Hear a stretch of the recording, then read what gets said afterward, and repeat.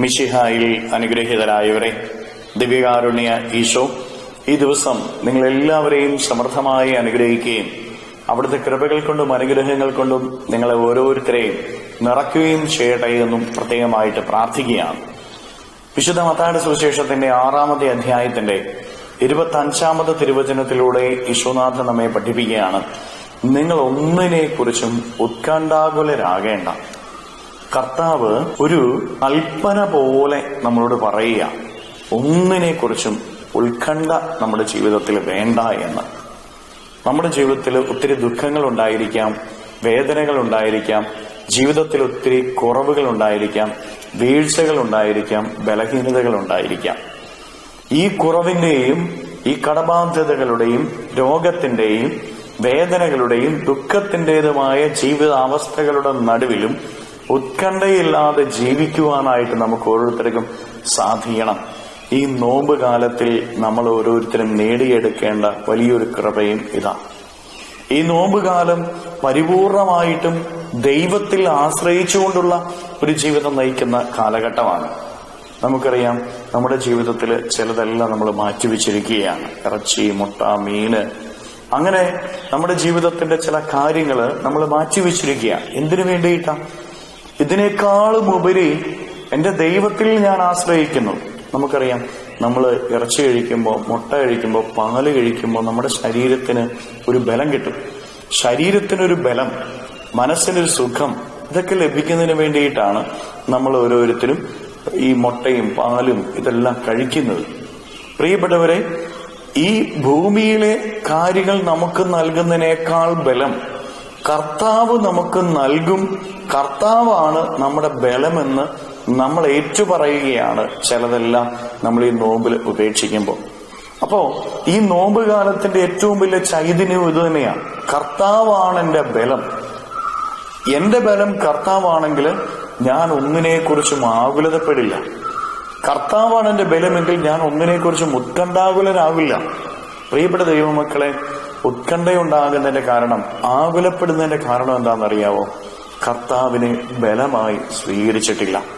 ഹബക്കുക്ക് പ്രവാചകന്റെ പുസ്തകത്തിന്റെ 3-ാമത്തെ അധ്യായത്തിന്റെ 17, 18, 19 തിരുവചനങ്ങളിലൂടെ പ്രവാചകൻ നമ്മളെ പഠിപ്പിക്കുന്നുണ്ട്.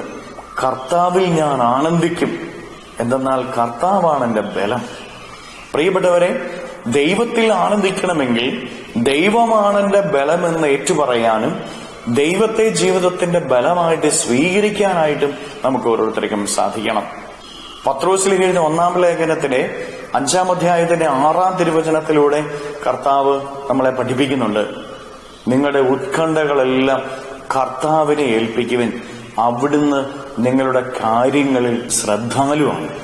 പ്രിയപ്പെട്ടവരെ, നമ്മുടെ ജീവിതത്തിന്റെ കടങ്ങള്, നമ്മുടെ ജീവിതത്തിന്റെ വേദനകള്, നമ്മുടെ ജീവിതത്തിന്റെ രോഗങ്ങള്, നമ്മുടെ ജീവിതത്തിന്റെ ഇല്ലായ്മകള്, അതെല്ലാം കർത്താവ് കാണുന്നുണ്ട്. കാരണം കർത്താവ് ഇതിലെല്ലാം ശ്രദ്ധാലുവാണെന്നാണ് വചനം പഠിപ്പിക്കുക. അതുകൊണ്ട് ജീവിതത്തിന്റെ ഓരോ കാര്യങ്ങളെയും കർത്താവിനെ ഭരമേൽപ്പിക്കുവിൻ.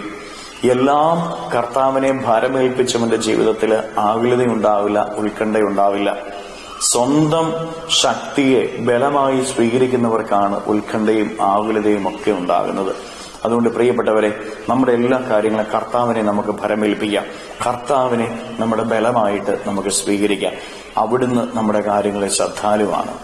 കരങ്ങളെ യാചനയോടെ പിടിച്ച് നമ്മുടെ ജീവിതത്തെയും ജീവിതത്തിന്റെ എല്ലാ കാര്യങ്ങളെയും, പ്രത്യേകിച്ച് ഈ ദിവസത്തെ നിങ്ങളുടെ അധ്വാനങ്ങൾ, പഠനങ്ങൾ, പരീക്ഷകളെല്ലാം ഈശോയ്ക്ക് കൊടുത്ത് സ്തുതിക്കാം. ഹല്ലേലൂയ.